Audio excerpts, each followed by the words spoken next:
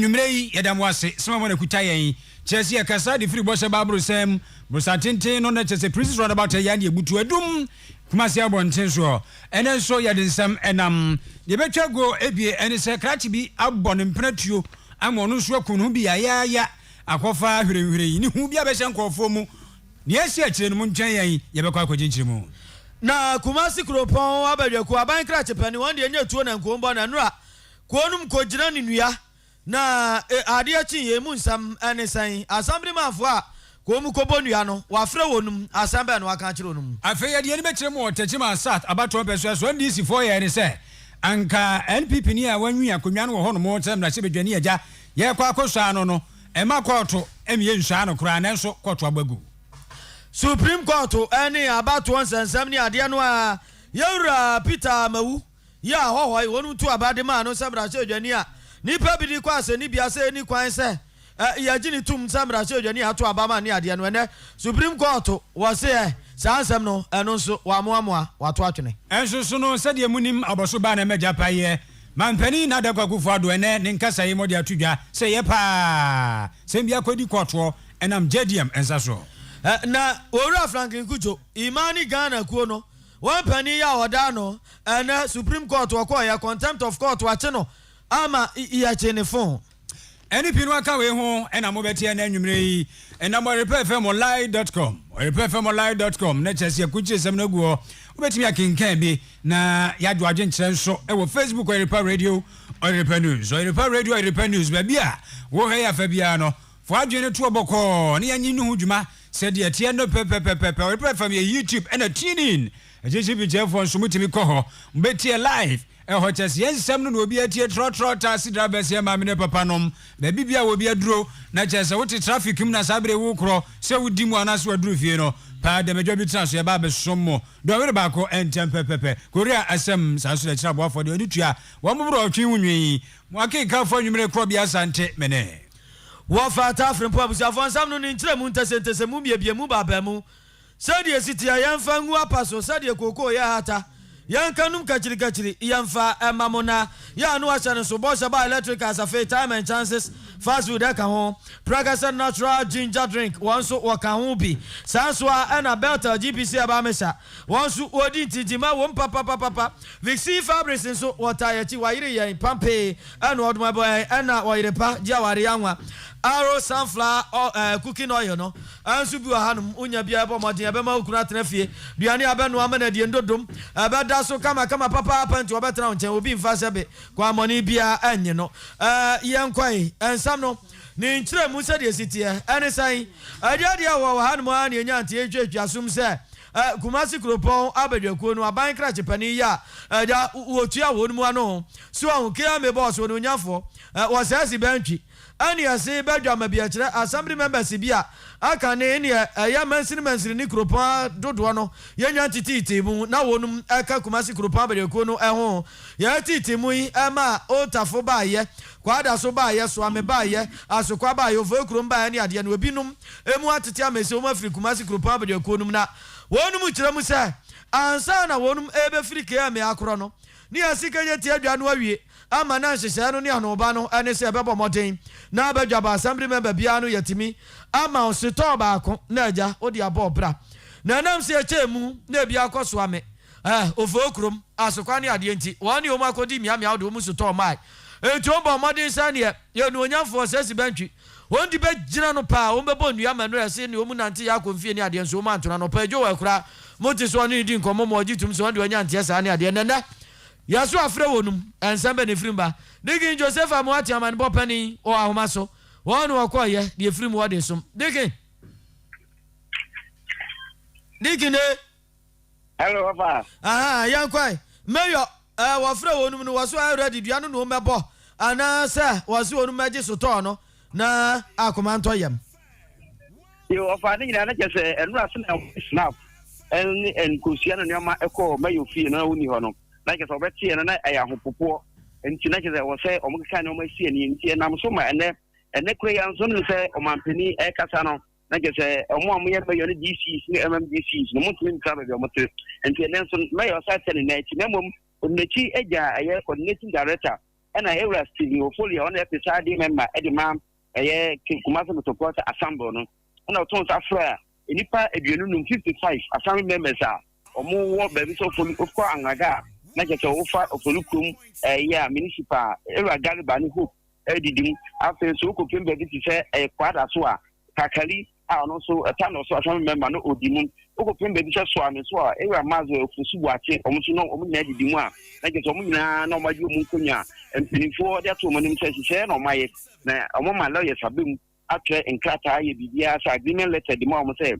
store so de asa na mmom assembly members no kora na ɔmo da so wɔ ɛyɛ Kumasi Support Assembly no kora no ɔmo kyɛ ɛnyɛ ɔmo nyina na ɛnyɛ ebie ɛno nti ɔmo nya abotɛ na mmom foforɔ no esu na yɛsi no a ɛyɛ central market hɔ no ɔmo wie a wo a yɛhyɛ ɔmo bia wode ewu mu bia baako bia ɛde mu bia baako no nko adeɛ kyɛ na ɛtɛ bia no Kumasi Kuropɔn betumi ama bibia ayɛ adwuma nti nam so na ɔmo de nkrataa no sisi obiara nsɛm kama obiara gye nkrataa de kɔto hɔ a de sɛ ɔmo lawyers asan kemi lawyers asan ɛna ɔmo sɛ de antifo obiara asan nti sɛ no kyerɛ sɛ yɛwie phase 2 no a assembly members yɛ sɛ ɔmo ni abrɛ a de sɛ ɔmo fi kemi na nso ɔmo da so ɔmo municipal ɔmo hwɛ dem sɛ ɔmo sɛ bɛka store na ɔmo so de ayɛ adwuma de ahwɛ ɔmo mpɔtɛm no ɔmo sa bɛka ɔmo nkrataa na ɛno ɛna yɛ ne ewura Ofolia episade member ɛkasa sɛ te sɛ no ɔmo de ama ɔmo wie na nkwasɛsɛm ana bɔsɛ bɛn ɛna wɔ nsɛm wɔ kan ti ɛna yɛ ne ewura Ofolia kasa no ɔfata sɛ no kan no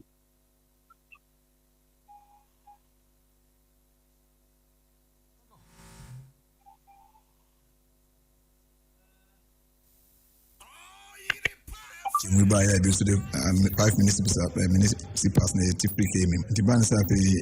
red na chana sa the phone dey kan e receive home na pe ba protocol company for more na say actually not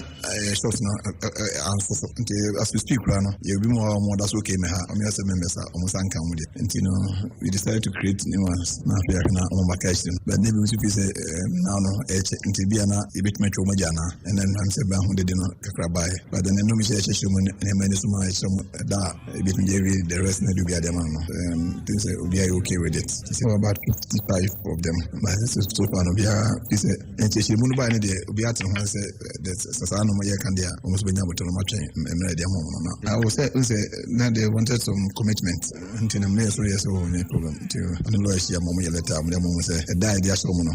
STT of Sidruha obi answer the can they almost be say they want to oh yeah that don't I can assure everyone say Sidruha we answer the can yo nti we Dickon Joseph Amoaten amani bofo pani ya wo fidua mu aja okoye just agreement ya bamti keretia fesu nu ebesie no adwadi fo no ma fo nyina fancy etirim se so toss no maako adionum enum 55 ene assembly members no ya dia so no mbo ya de be ma wonum ya twa so ekwani ma grab for 7 FM so we ya ka kase no na ewia se oda so no anti asefo fra na yichiri no empempem penifo aka to no so asembo ne dia ne yempe nyina nse kanyanfo bi ade ade be tie beti asempa abantie bi ya tete ne se atem nkronso no ni patem ho no wabomode abɔ ne mpratuo ama saa bere wono ankasa nso abɔ no ho tuo bi mu ato ananom ɛwɔ nsia do papa asɛm ya kwa ya wura wosɛm kɔfa hwirehwire bi ɛde abekuta wɔno mu akyɛ so ɔmanfo so ndwene wa wɔnte aseɛ sɛ ɛde be ne besie ama saa pata berebere no asie ɛgyadan ɛwɔ ahoma no so ono ɛyɛ yɛnsɛntwɛni ya wosia na mu ɛwɔ empatem akyem na yɛhwɛ sɛ de enema esiete ɛgya wotime kam wadwo ɛgya madwo ɛgya teme kam me wadwo sadi esitia na manebo ayatia ne nchechemu be ne wo mu to was na echechemu asabre ba ne support yo minya oba ekreman kem be de so hoye achim nkoso a enra aweho sam so hon se abran bit me ko no anempra ene amachia ene ko ba ne se ene amachin achim nkoso na omobo jump bi ho omobo jump bi ho ene na amachin eyi ma eyi adante bi a dodo na offense same a oye eyi obomofo okum ena wonrem obekrom jump na se no okretio eno no abadaka kene na fofo nse we ku ni mpana one ne wo ho no nti omopa omonko no monkohwe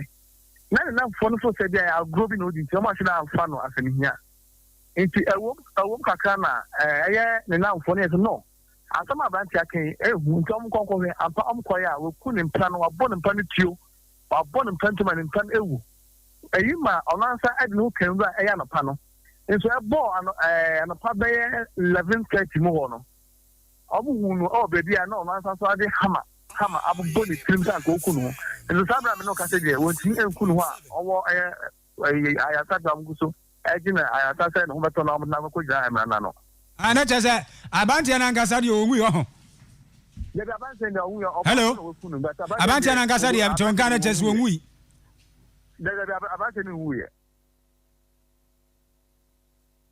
okay nti sɛsɛ aposifoɔ asɛm no akɔdi wɔ nsɛm no wɔ sesɛ yi asɛm no akɔkɔdi ɛyɛ akyem apagya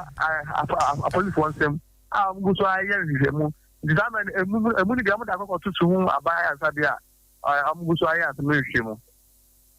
okay nti na kyerɛ sɛ yɛbɛhwɛ na yɛnsoso yɛni adi akyire ne yɛhwɛ sɛ deɛ nneɛma bɛsi akorɔ mu ɔne ne akyire na saa bere yɛ sɛ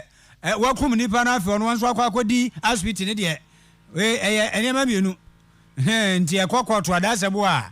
charge bɛba to deɛ wɔne ne akyire na agya dan ɛboyɛ amanneɛ yi mmɔden a sɛ wɔbɛtoa soɔ na deɛ bɛsi biara no ma yɛnaso ɛnte ɔyɛrepa 100.7 FM so nti yɛtutɔ mu kɔpie mu ɛwɔ akyem nkoro so ne ne mpata mu na yɛnhwɛ sɛdeɛ nneɛma bɛsi akorɔ taben chances ɛno anwummere yi wɔn na yɛkasa no kyerɛ sɛ ɔmbɔbɔ wɔde amu aduane pɛ di obi biara ni hɔ asɛbe ɔbɛto wɔn ɔmo aduane pɛ nti wɔn adi baabi a taben chances wɔn akora na gyasi gyina ɔmɛtiri soɔ na ɛbɔ ɔmɔde akɔpie mu akyem nkoro so yi ɔmɔde ɛkɔ yie taben chances okurum ATC fast food wɔn aduane ɛyɛ gye ɛmo pa akokɔ tai wohɛ akokɔ hip akokɔ ɔ hip ɛnyɛ easy so ate wɔhom so aso wɔn so ani aduane pɛ dɛ yɛ di aduane pɛ ne di anwa rɔfrɔf party pote anase impo program bi a woyɛ na bɛ hia aduane de asɛbo wɔ no ɛyɛ asɛbo aduane pa time and chances TC fast food obi aze ɛyɛ 0241030830 0249030830 Chrome station tafo nso market one scoreboard junction ɛna wɔnom ɛbɔ TC wɔnom ɛwɔ kurom prekɛsɛ ne yɛde bɔ soɔ prekɛsɛ na kyɛgyegya drink wɔn nyinaa tɛkyi pape mama kaseɛ bɔ na yɛ dɛ prekɛsɛ kyerɛ sɛ ɔda so agyina nan so yɛmfɛ biribiara mfrafra preservative nso nim wobobɔ bi atumi sɛ dwo wo ahoɔden mogya no di afurisa ne kama obiara te aseɛ sɛ prekɛsɛ ɛkɔ yie kɛkɛ ɛyɛ akakaduro ɛwɔ ɛna afei sɛdeɛ wɔawo nim no yɛde prekɛsɛ no watom kama ɛyɛ prekɛsɛ da kyerɛgyegya drink berɛ nyɛ yɛdidi no one idea akro that can don't come 0244 164 527 0548 953 324 na prekese for eno entwa so prekese incorporated ewa Dumba Shaba Plaza eno no enwa che no edupa ya obi agya tomu kire se eye better GPC eba mesha better pa better GPC eba mesha ena se osisi mu card pa masa obobo anekọ mehu bi da ɛyɛ instant justice ɛno pɛ na yɛ duru a ɛtumi ma yɛdeɛ instant justice tuni kyɛ sɛ firi nipadua no mu koraa mu a malaria akye mu wɔ no ɛyɛ better malaria mixture no bubobe na ɛmoa wɔ better nupa ɛwɔ adwama so ɛnyɛ wɔn sɛ afiri hɛba saa nso so ɛna promise ba bɔ hyɛba plaza ha nsa bɛka bie Fred Mens ɛwɔ kyerɛ sɛ KO ɛna KNG emrom Samenko ɛne Danny Heba Trotro 0266 912791 0244939193 Papa Sofo emu official Padam Freo emu official Papa ate angrupo Isa afia to aso akwanim yan to aso wen so ya wudi sam na just sam ne sada nya de ane san mane boy ya yan saka kire se okokopiem wo dunko apotam wo no aposi adwuma konkura bata wonu ma yiri wo wura bi odi mfrinhia no be se aduanan ne pachi na sobo ne ntansa ya wode teta no ane se wonu ankasa ni bojaba ya wadi abosome nso bema so ho 7 month baby ana sabre wa twanti afri so wa twa abofra ni ti wo wie ya no ne mpena wo ne ti nso ya wa fafro asem anso wa ne kana na chese yensempi na ni nyina mu no posi adwumakuo no kire se papa no se de ne amasi akro ne paade o so otimi bo moden na obeboa ama aniama etimi ekoye nhwehwemu kwan so pa na ni nyina mu no Suleiman Mumu ya wɔyɛ assembly member Bajaba ɛde ma ɔmanfo a wɔnum ɛwɔ bia asɛm yi esi yɛ finfiniman tempo tem wɔnom no ɛna ɔde nsɛm ato gya no akyerɛm kakra akyerɛ wɔ Yerepa kase akyerɛm sɛ akasakasa kuma bi mintuma ase kuma bi ɛna sɔde yɛ tia akasakasa ne ba saa no ɛne sɛ okuani yɛ ɔde mfinhyia bɛsɛ aduanan ɔde afɔ adi anyambransam ya ne ba wanya abosome nso pɛ no kyɛ sɛ watumi wayɛ no femfram ama saa bere yi wato ananom wɔnsɛ do owie yɛ ɔnso mpena wawo ne sɛ kan yɛntie nkyerɛmu no kakra ATF afie twam ya na minya ntie anadwo be 11:25 na come chief frame say obi edisa anyamara semi manda so me committee for ekọ no na oba na briefing victim no wo ho ma o chechire mu kire kwan fa so a saa be me idi ni say gu nti ni na say omina ba krum dom bejo mani nti ni mu hono na oba na ba fie oba fie na be ma no etwen sikan wono so nti sikan twen mu na entran ko yi sikan ko kan akwala na akwala ndi film film na omo esi akwala ba omo esi akwala na ma sia no education akoma aposifo na mo nso so gusto mo so ehwem na ni ile mu no be man de udane ide fe ya wada me committee ni ho hene e control Gambia in ekoi police station atachim ni na akoye case no share the 4 years say yen bo yasafo yen ko hwa kwa no e de o share yoyo ehwehwe na nyame ado da na me colleague assembly on so me one electoral area kokudum kamukum electoral area ima so tere say sa kwa na me an announcement on one radio station finish Solar FM no omonsa aka no ho ndimra ntimi so me ntwam na ase me so me dom ye call na one ye call no penin so no ne kan kire say ono ba na otwa no se kan ye ne esi akwala no anadwo no nti gina so panka edi oba no be mani na akoduru aposifo aso ya egusu aposifo ehwehwemu ya sampa nti abusuafo nkyeremu ya wodi ama no ya wrosam yanku anim nti abusua ya egusu a yede nse for several fam so eni na sade ye to amusuo yi de ye de ne akyeremu nso so de ahwe abato agya ye tu wie mu nsansam wa ayepi nso enkofo manso a wo ma twa no a agya ba ko na da ho pa ye tetima saf abato pesu aso kire se ekoba ye na obani agyi kosa je mensa kosa ya wono wagina mu man pipa mayiku no eche se wadi nkunim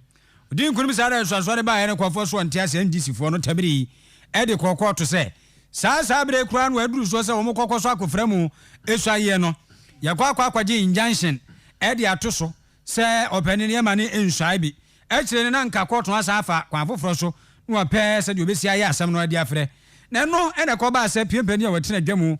ti wadi de pen bona no papa no se da bi o koto ano ya de mra ne hye ne adwuma se de abato susu anso ba aye na pani a wesi abato komisia na mu wo mpatam ho e kire se wo pani mensa kosa ena wo ba tetima saf abato pesu aso a wo ba modin adi nkunim se yenhwe na yema ne so akofra mu nsai se mra hye bedwanu wo patam wo ne de sa injunction wo mfa nto so baba modin agya papa no no akwa ye ni nsai ye na jankrompo ya adom na so wie na asem bia wo no meto aso aka ne koto a wo mo ato aso eno nti sa injunction no a ekoba se NDC ma ekomu panifo a ewo tetima saf abato pesu aso kire se wo mo kwaje edi ato nsua ne so se opani mensa kosa eje yiye ma no nsua akofra mu nsua no kwato agbagu o wa agbato agu ba bi kura eno ane se jaaje ne fa ne butu ode che se chua na hye ne asam ketua odi butu asam na tichirikira ya afra beto abonten ho yes wona so kura we di asundwe mule ya seme kasai wanji koto ebra nkofo kokopi high court no na hwese de omisi bohire tuchire no a na chasa nazo no ntirase ato asam na gu we nsusu ye wo mene se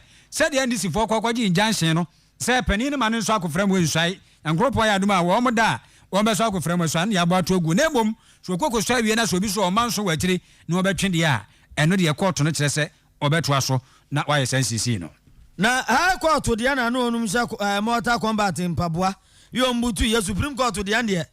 wa moamoa na ode ato border kentem ane san yewura Peter John Amawu hohoi abato mbasu so ekoto abawie MPP sunkokuru kwa amanyuko wonom de ne koye na wadi nim de ama wonum a na hohoi potam wonom mafo bi kirem se su yakai papa nda bi omunti ase kwani hafa so ama aba ba mra se odwani pa de omumpene so da bia da fisa ba no wonum anto bi so enti ekoba ne sa no ane ontabiri asem no ade koma ho high court na ho high court kwa ni kokosira ne sa da woro ma yewura Peter Amawu a abato commission wo ba ba gazette said ye kwasi bronika no jese ni tieti anse o ba ba kurukire ni din afra won ya wonum adi nim ewo mrasewedwa abato no emu se wono ene di nim ewo mrasewedwa abato no ewo ho abato mbejan so no wono ni de da bi abato commission yamfa abonto ne so na yewura Peter Amawu won de mi entimi gazette no enkonkofro mu adi nim ni ade na sanse mi beto monten so no na abando ya pani kirem se asu yakai ya no ansa na amen yankwati epeja asem no de akọ high court ye de kọ yampa high court no nso opani a wotena adwomu wura George Buati wasi waje atum titabo no de ato abato commission so a yewura John Peter Amawu yentimi gazette no se oye MP elect edema hohoi constituency na Attorney General ma so de ko Supreme Court and Supreme Court tena asem ne so ani awadi na wodi asem no kirem se dabi asam no high court wo said you see gina ye no wodu ankasa wankadi ni hu ahwa ne mfene asam e de babeto nanim no asam ne buru wonu ho high court no so ntina di kwa so sisu gina ye enti aburu wonum so na wonum si sa gina de enei ya bo ato agu so anti Supreme Court kire se injunction no a ho high court ade to isi so se ontimi gazette ewura Peter Amawu se hohoi MP elect no enimu nti watu sa ansam no ato agu na na court sa no abando apani abede ya chirewura Godfrey Dame wana okoko gina mu ade ema abato commission ni yewura Peter Amawu ade ne court na niji sami a wodi tu dwate mu no achi ne. Indeed, we are very grateful to the court. We're happy that justice has been served. Right from the outset, our contention was that the action filed at the High Court, who was incompetent, was totally out of order because you cannot seek election petition reliefs in a human rights action. And today, the court has held to the same effect, that was unjustified for them to have commenced an election petition and characterize him as a human rights action. So we're very grateful. And I think that it's also important for me to place on record certain misconceptions and misperceptions that have been made about the intervention of the Attorney General in this matter. And that is clearly because the Attorney General was sued. The Attorney General was a party to the High Court proceedings at home. And if you are party to proceedings, you reserve the right to take any action at all that you think is available to you at law. And that is what the Attorney General did. We commenced an action here at the Supreme Court seeking to quash what went on at the High Court rule because it was not according to law and it was granted by the court. So our contention was that the matter, we are happy and very much satisfied with the orders made by the court. I think that the Buem issue, for me, is a simple and straightforward one. The court today has upheld the validity of CI 128. The court had indicated that clearly CI 128 was constitutional and the interested parties led by Tashikata had failed to produce any evidence whatsoever impeaching the validity of CI 128. So, as far as I'm concerned, to the extent that CI 128 had placed the people of Central Kofi, Akpafu, Likpe, and Lolobi under Buem, it resolved the issue. I think the consequence to all of this is that the Buem election, if you ask me. Central Kofi, Likpe, and Akpafu, Lolobi, yeah, one man to Abambi Anunti. Manfoni bi de ko ye say yewura Peter John Amawu hohoi about one person so brashe odwani say isi no timi nya kwanya gazette ni din say brashe odwani aya to abade yin kire say kurutire ni din so na di nim ko to abato commission no wonum ana sententan pade akora yem wonum ne ade mandi adanse say woni o brashe odwani a enye ye ni kwan so afenam esai a ho high court no odi njan hin no ma ye to isi so ye ko Supreme Court ene court say waba to agunti High Court no gina ye ya wosi ye no Supreme Court say wano ne mpabo ehya no no eso che court bia mpabo o manga nem enti wo ka asɛm ne sɛn na ɔhwɛ ne sɛ nya ne kwan a otimi di na tiam na ne apaska abato agu de na ho high court gyinasie no Supreme Court abato agu yanko amanso nsɛm ba yi ya tiefo amutie de munim sɛ lawyer John Darko de ya no aba nkomo kakra ne ade a na nyame adom gyinasie no aba Supreme Court se ho high court no na woni saa tumi no a asɛm bi ate saa no wo betimi ade atena so abuya enti ene yatwe na temuo no asensa na ase abato agu ya ne mo nkomo ba mramu a wonna abope ewo mu na yenhwe nsɛm ba ko mienu bi la me am adwene akwa abai mejo suminia me chia otiefo nyina yo tiefo nso ajo so aja asɛm di am sɛ nya ɔsɛm foforo fidua mu ya no abɔ ho nkomo mprenu ana ba mprensa kuransa nene atemu da ne beduru ama Supreme Court wɔkɔ na wakɔ tenase na aja wakɔ ahye whole high court ni decision ana sɛ verdict ɔde ba ya ne ade no na yanhwɛ edi kan wo yamranim ni na wo hu ni sɛ ebetimi akosa sɛ Supreme Court obesi gyina ya ene osi yei yo minua me de ene die sie no enya de em nwa o hwɛ sɛ de asemi ba ya nyina de hu nkomo ade ba ko a na indikra nim ne sɛ saa enkuri central fine apa fine lolobi Supreme Court edika ka say saa nkuru nyina no mpo no ewo oti region eni voter region eni azu enim se embramu no kura no untimi nya constituency a ewo two regions mu ena untimi ntina oti region na nkoto aba ewo voter region aba Supreme Court aka say saa nkwofu eye South we met me out to aba. I was say Oti region and no to aba. And this how much ma the court no. I said the Necro Supreme Court is a characterizing. The court say a human rights issue. Abradia no Umakasa election petition no. Supreme Court as someone can say the court no needs to me no any sound what they no class say obeti case no. Again, the fact says that some no court I decided that said central fine apafunu lobino any ho ewo oti region eti e to me na wo high court wo no what last assembly so now the injunction two cases also and sad never went in a ma a year attorney general Ekoka say court no are acting in excess of its jurisdiction. The case will act in excess of its jurisdiction. Kimi a wuni and wajia bonabo and warrior wetuma. And no more Supreme Court. Eka say debi. A year or High Court a wo wuni say to me no. And inti ya restrain now the one you know so ya boni nyina egu. Me de e bla me readi go fedame a year an application. What you call court number here. NDC for Chachi Capital Modiano. Then you just say you're better out. If you are not surprised at all. Now, Council Wadam, I heard he says, Kokoba say, Bia, Faba Kunwa Kanwa, because Rebecca said the other way around. Anka, I don't know, and in Susan, Swan and Chas, Ebakoba saying, Bakoba say, Eura, I'm a wounka, be a woman soft and Westside. Abra wan kan wana se ko betena nche no otwene manso wie na aja akwamu da ono ma no nso ye be ma ono nko asai ana se nenka se na betimi aye. Okay, so the other way around that would have meant say injunction no would have stayed. As I say, ye de sa tabro na to no so say ono de ontimi enko sue in bi until say court no I decided sa asem awie. It is the other way around and keep much a tricky chikatamodia. The injunction would have stayed. And I just say, we know Obin to me, Gassa, as some chronoabia want to know was a quack or chimbiana. Oh, in fact, when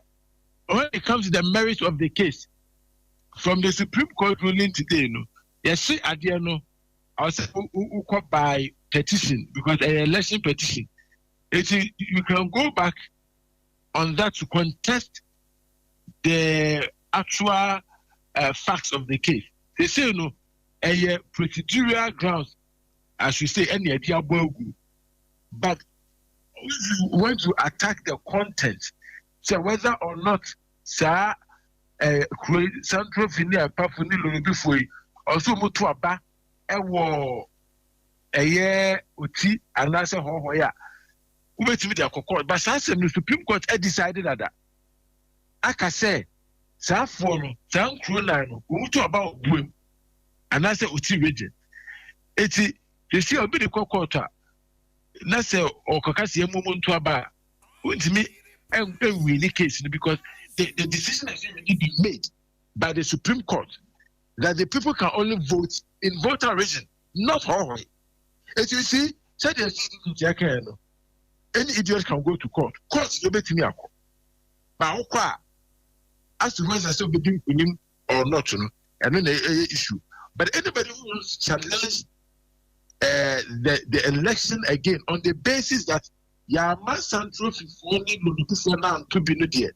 I can assure you without any fear of contradiction, say what is our case? You come to Biana, we will lose.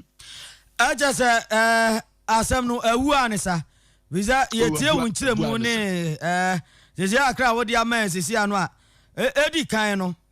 e was a election related case bia no wo challenge ne court e was a odi petition and a deco petition we mu no o man fa petition o mu ko see straight o mu seeking injunction o mu ko say as if say a human rights issue and ya can say procedural way no eno kra no bi ti wo mu na ya bo no ato aguo to nchen a van say so one process ne kra say petition no some de to so de kona de petition ne kra kwa asem yu ankasa kra no Supreme Court no akire say san krofo nyina no o mu tu aba ewo oti mantam no otu region yes temtia no kura echi no so o se afa no mahu kwan no enti me fa so ya akwa asem no akura edi kan bu akura ansa na eba beba exactly yo council na yehwe ni sensu ai on say safo aye kan mu asem yi Sandro Kofi akpafo ni woni eke ka ho no akwaye say yewura Kofi Adams na abato mpasua ani yewura Peter Amawu abato mpasua mienu entam na onum ehye ebi kira se e wo se omu ko buem ebi se o se omu ba hohoi e se yewura Amawu de no hohoi ekwaye na aja Supreme Court say ya ba to agu enti wan do afa ne wadi ebi so de yewura Kofi Adams ya ono so eye buem abato mpasua ne so mrase odwani ato aba yi no so court say won so wonum anto aba ne bi ti se de yewura Amawu de ne ye no anti wonum so omu feti ne sai okay a pastor beside a question very very incisive question. I can tell you that enough from the Supreme Court to a kind of a honor. Women, yes, a Kofi Adams, the court, they are likely to face the same fate, even if they get the procedure right. So, it's women if they go by petition. No more can say, and I'm saying, Yama, Safwan, Tuaba, or Bumunti. Yen declare Kofi Adams the election no invalid. Supreme Court as someone can and say I'm a woman and fault and I want to cancel the election because almost you I'm a woman someone can say I'm a election no it should be declared as invalid because Yama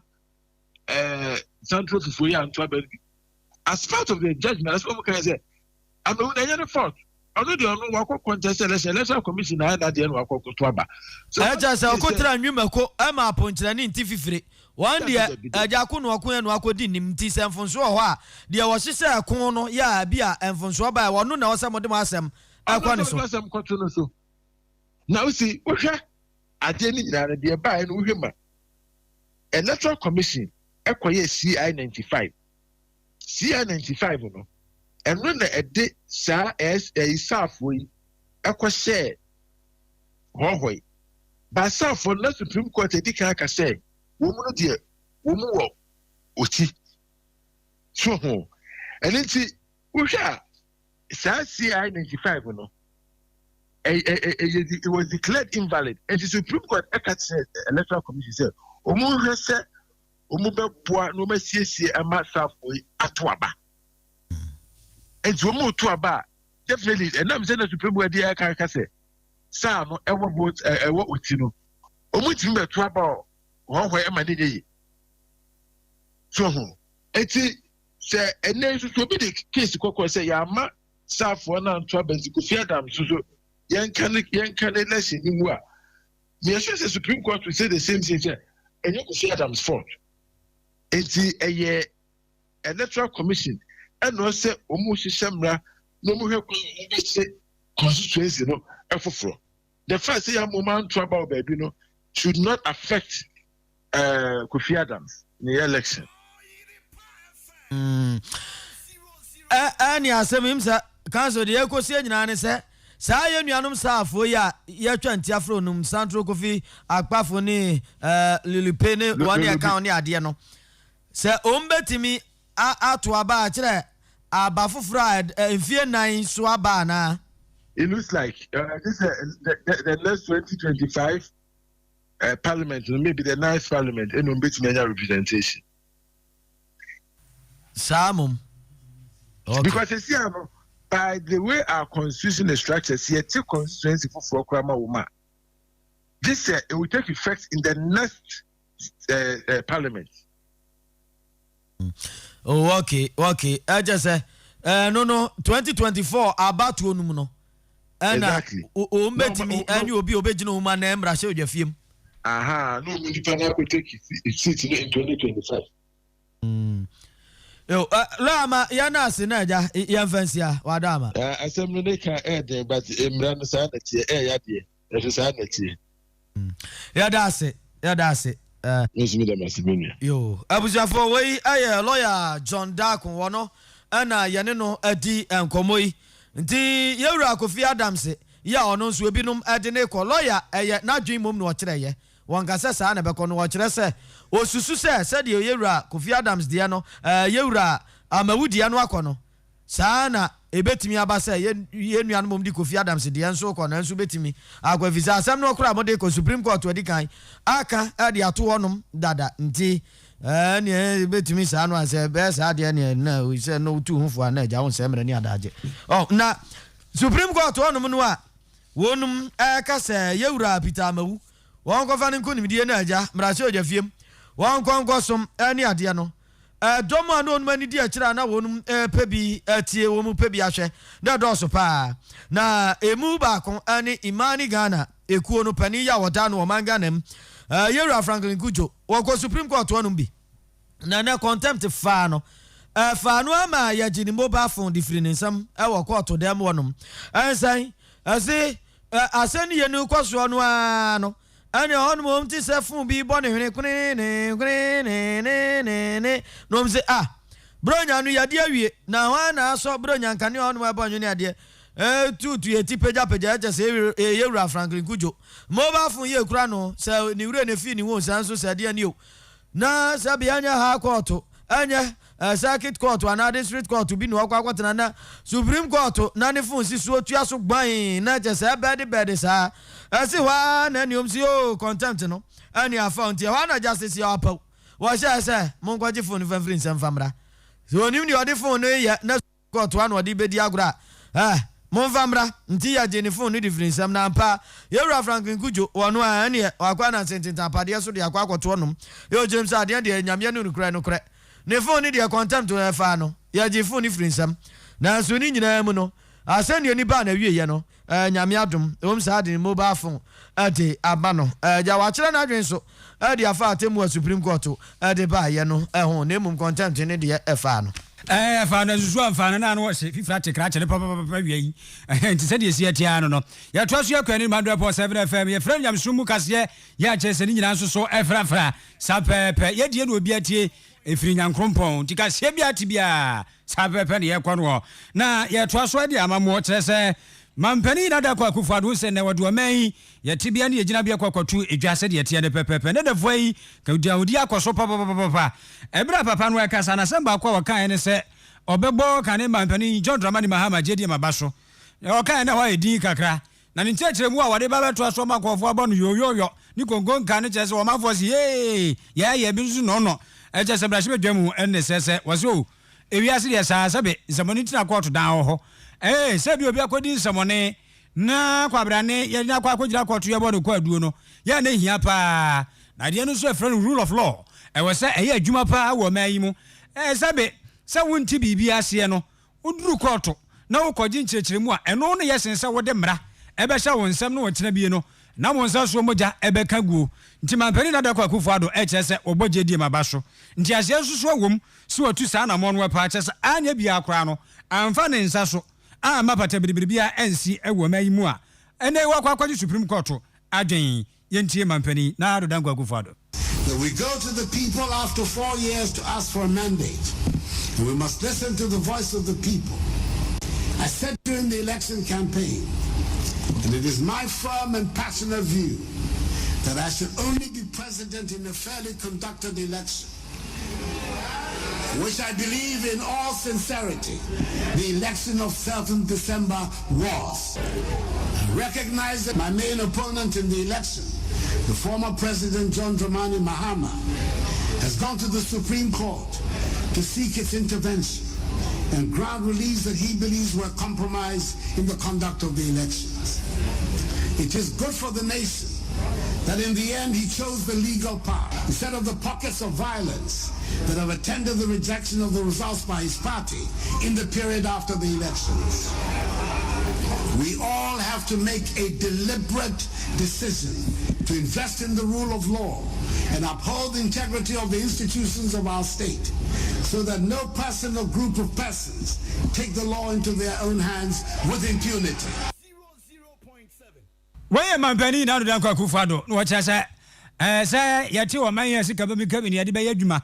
babɛduru pɛpɛ so sɛ bia wonti bibia so bɛkɔ kɔɔto ne deɛ ɛyɛ adeɛ bi ehia paa nti ɔbɔ ne nua John Dramani Mahama ba so ɔkɔ Supreme Court kɔgye kyekyemu sɛ de adeɛ no kɔɛ no n'ani ɛnyɛ ho na wɔbɛsɛ wɔtie Supreme Court so anum asɛm ne sɛdeɛ ɔmbɛsi agye no ɛde afrɛ ne wɔkyena bie no akɔfa mogyahwie guo kwan soɔ ankɔfa ntɔkwa ɛne nneɛma bia ɛnsɛm fra amu ɔmayi mu nti JDM ɛne ɛne kyɛ sɛ no na ado se jutu wɔ kurom JDM no die betimi a case ni kura anka je kyerɛ die wa ma fans and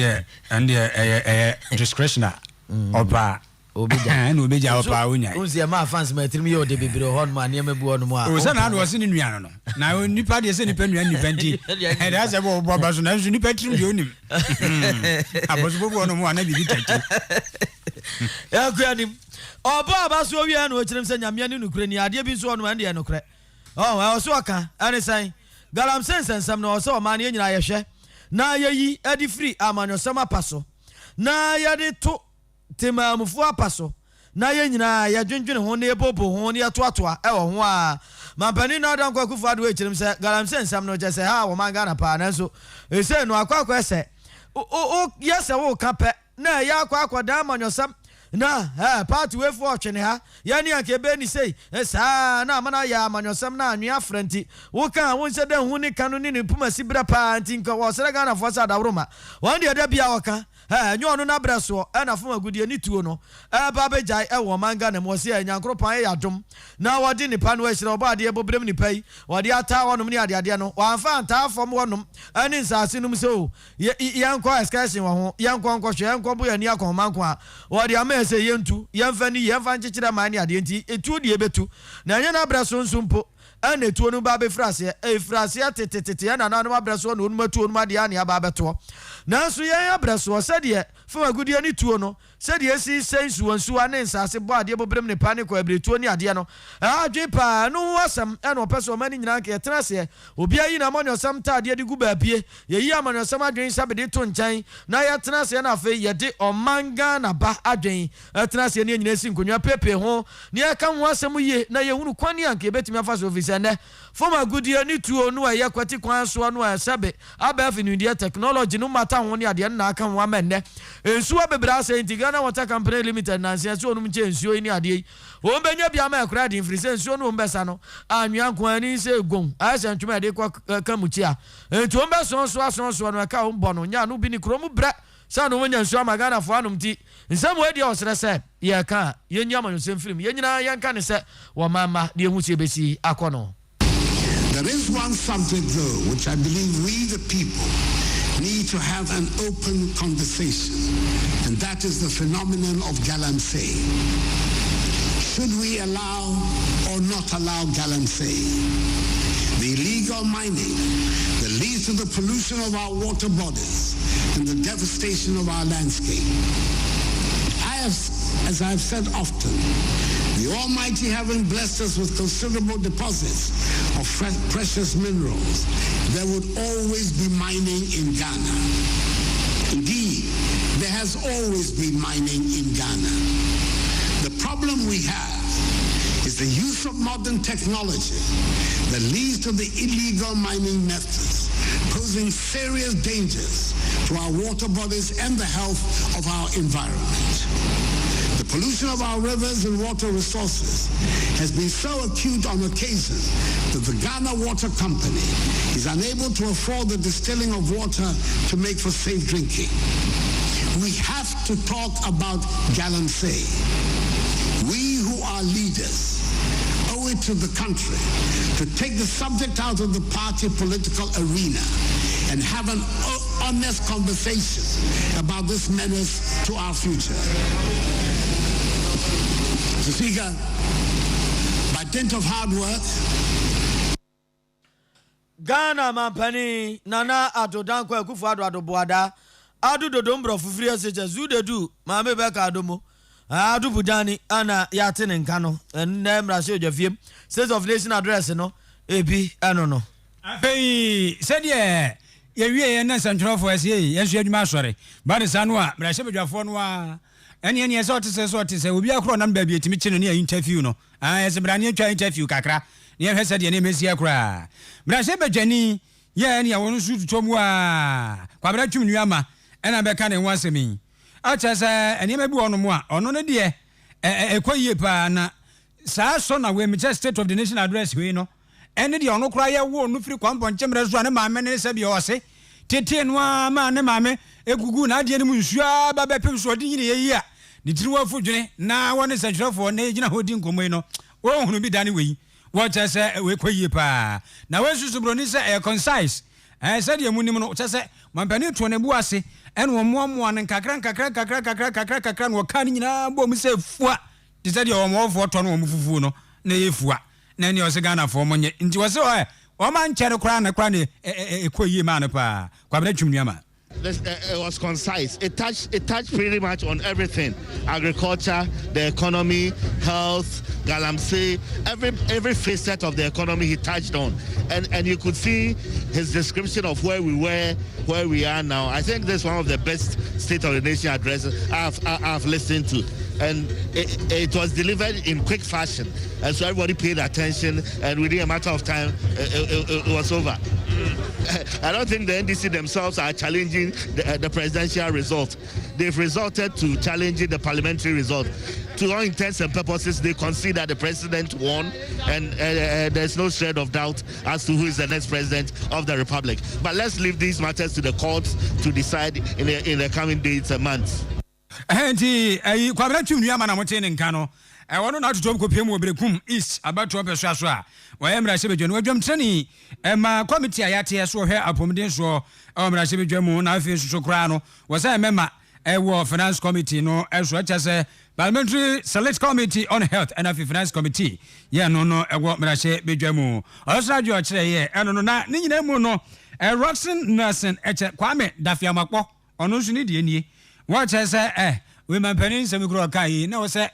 enkɔtore bo ase no wotutu ne ma abasa ne sere tachi mansafo de ya kakakaka e wona ko ba se nkɔfo kra no afema to anano monsia no mampani wanka ho he wanka nti Dafia Makpɔ se wone mampani ya nya adwen na wono ene mra se bedwane wo manfo mo sada inti no I expected him to touch on the violence that were attendant upon the elections during and immediately after. But he was very selective. He even failed to mention the persons who died, as a result of the violence. And it's very important. Important because I know him to be a president who takes very serious interest in life lost, whether here or elsewhere. So for eight people to die during this election, for him to completely gloss over it, for me, is unacceptable. Now, he spoke about the state of the economy. He failed to churn out the figures, but he's aware how things are. And so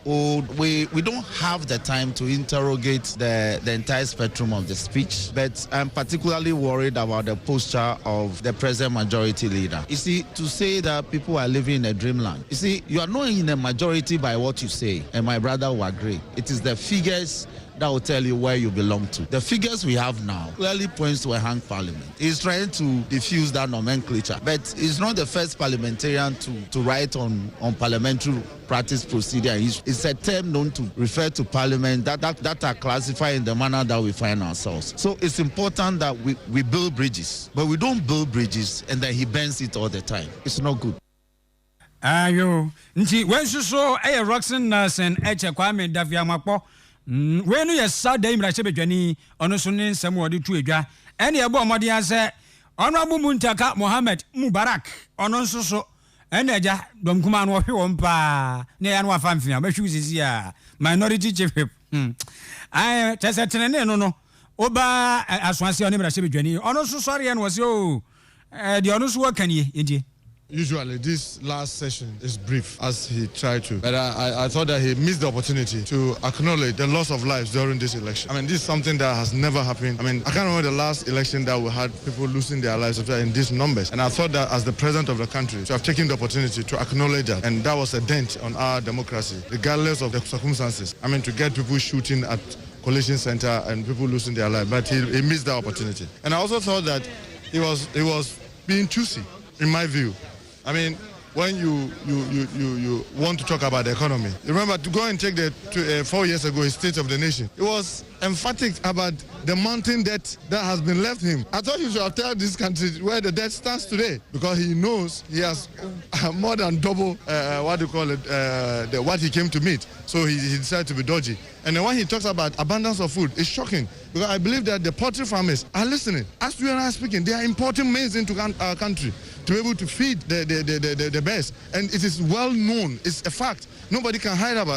from that. Go to the market now and see whether you are finding eggs. All those things are in short supply. This is reality. So when you are the president of the country and you come and you say this, the ordinary person on the street begin to ask whether you are being truthful. I believe that the president, yes, he is supposed to be brief. He was brief. But I believe that when he also says the people of Ghana had spoken. Muntaka Mubarak and so dear, and Echegu. So, my perica said,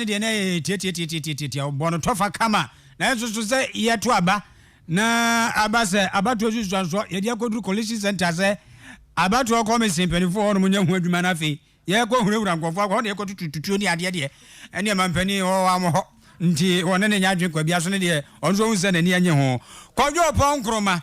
I just want one side be. Brashebe Jenny, no so for share, Amanabos or Mayimu. Also, send any man Penia Case, Koyepa, Yetiko. No human being will be able to touch on all the key issues that have transpired in the last 4 years of an administration. But I think the top priority items are the ones that the president has highlighted, and as quickly as possible given an overview of how he believes they have panned out during his tenure. I agree with the majority leader when he says that we probably have to devise a mechanism that allows Parliament to interrogate these just addresses, because the truth is that they are done at a time when you really won't have an opportunity to debate it or to interrogate it. But it will go onto the record, but there should be an opportunity to interrogate it so that both sides of the divide can have a take at what they agree with and what they disagree with. See, Kojo Ponkroma, son, some more the two Janocha say, in Fiena Memuno, and Yade wa. Yes, Mampeni and I say Penny because you don't know Trabasani. No, can someone or no, and I say, Yama or ye on a Memuona Breswa. Or bet me a canning in that Debbie, untumin canning in us. Momono, dear here, now personal, and Mampeni Bejina, one net of way, Nado, what a true Ija, who's a na atɔ Ghana fo nso so asom kodwo pon kroma fo ase ayre bi mra hye bedwani so fo ya wono nso wo hwɛ amanebo so 100.7 FM so eni akan kase eni egusu a yɛde emamo yɛntoa so ti boss ba no madawro man yɛde ba John Kania papa ya no ababa jibi chandeliers no wall light gate light ne garden light CCTV cables ne the cameras no boss ba electricals na akwa fado so podi aba aka just 2021 Kania no wadi oni aka ni nyina ni mukan wa akwa fado ya boy repama memi oba krom onu akwa fado ya ba beche ani asa tete so adoma ne da so wa repa adoma ne wa ye ja ne form ba so da bi so nti don komi mo modern na imagine Kania papa wa boss ba nchen standing fan ceiling fan brand bia wo pe bia busu anom electrical cables no pure copper standard one ni enfa ja hye ma no so ye obi anom chargeable lamps ne solar light nyina bi wa ha ene wo steady lamp anom besa lamp enso bu ho bo wodi na bran kania ne de ho pempran de bo hye ba se wo be kan ye ntokwa pe ye ni ahode ne wo be kon nkania ne betu aboro ba jo frɛ 0322 30838 0322 30838 and 0541 125339 0541 125339 so na boss ba electrical sajo so adum PZ mami attack for them Sambra hotel ni mhwese golo nsu eba onom ana boss ba plaza no Wesley Methodist in Central Prison round about so ba wa ba je nkania no papa Vixi Fabrics ni o wo se anka ncho se lace papa wo dia ba na anya bia kama wo ba ma de any color bia op design bia op ebo no so afo wa tete so amado bi ti se Switzerland nom ni ade so akofo no ntomapa dia ba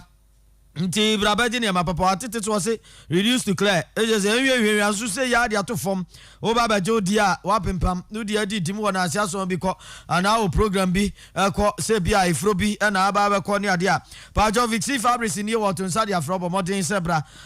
na wa baba ji ne mapapa pa dum o dia railway police station ne nchen wonum a wo ben no Rigogo story building we mu eno opo na wafre 0542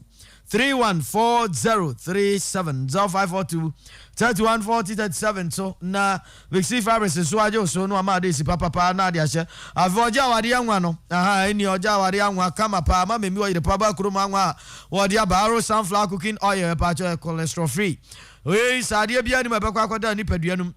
wudia na okatrema so ma wonye twon ma munye dududu na denso papa de aduane ekoyie so de yesi ubie won ekoyie papa de chinam kura de ne nejai bet chiwo sanso a na sa jodof na de ba ya kama papa de chibayire bode enchichi wa pa de opa nwa ya de beche ya apomdin penifo chirem sa na ya pa ya wosie de sunflower oil ba cho the oil padia ba arrow sunflower cooking oil no and ya kan farm no so di mirika na wa ba gibie so so papa bo so fofofo atete so oil padia se mo amuni no wan de aja odi nti sudwa nti wo ba bo sha ba dan mu ya o ko promise ba on ma ibri won ma fe oba oil pa ya dan mu ana se bo sha ba dan mu a o so profa se papa no anansen ya woni ne yire no ya ifro no so hu wase ma me no ama no kwa ma woni na wo nsia wie no eno ye na ifro pa wa na ifro pepepe kama no fa se okwa won so bi wo honom our sunflower cooking oil no ebi wo ho na wa kwa ene da so no kama se poti so hu kama ni so fe krojen na den so pa nti ko na ko jodie ne nkoye ya pempem ya nkuanim yo nti ano bema ze manfo adwenkyere fa hunuhunumu a na ya nkuanim gagraba pa ajeni mboatin bo wure di sia no no no wose court isusu nko na asundwe ene ye de hwehwe ewo Ghana ha so hunu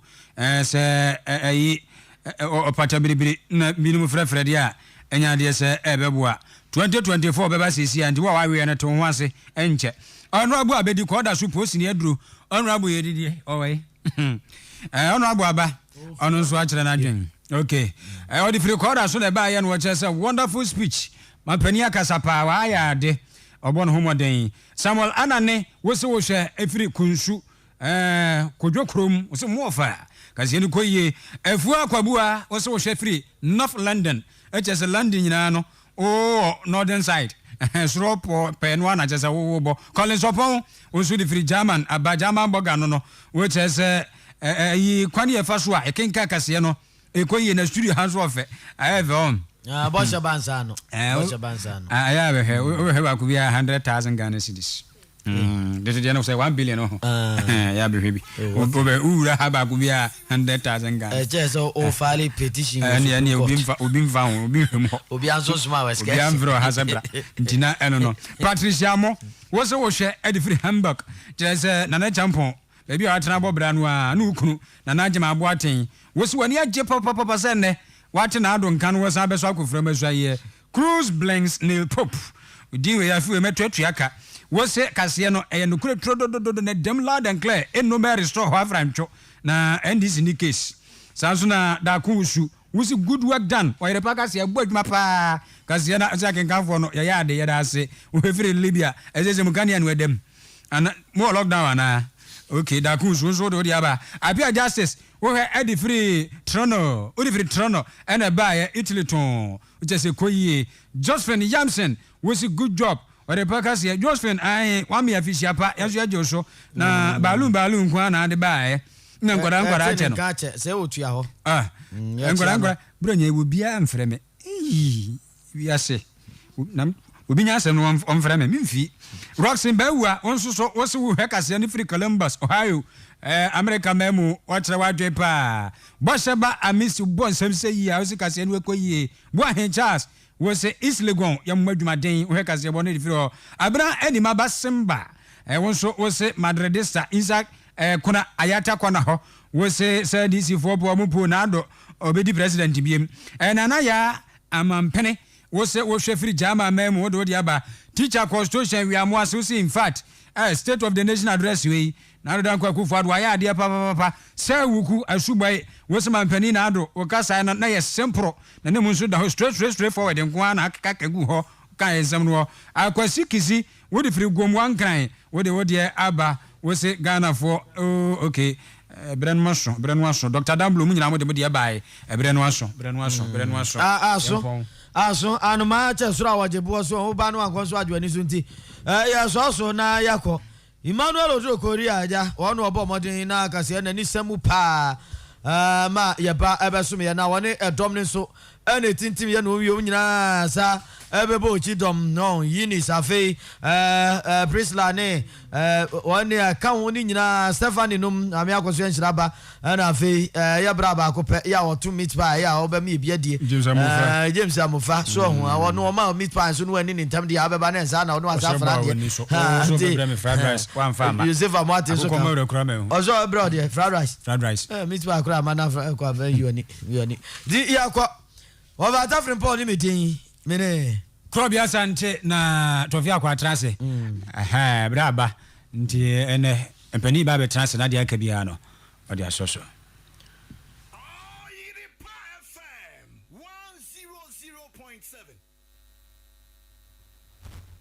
Oh, you